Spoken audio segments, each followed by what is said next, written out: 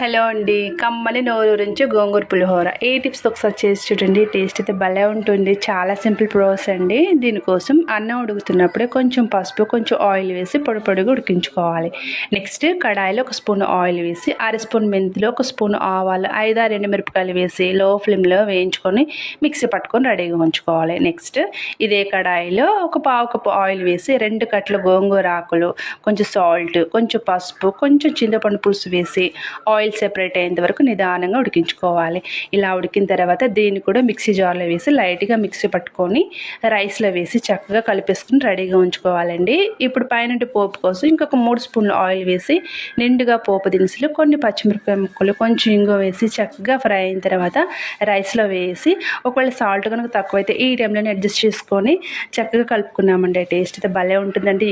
ఈ పులిహోర చల్లారే కొద్ది టేస్ట్ ఉంటుంది. చాలా సింపుల్.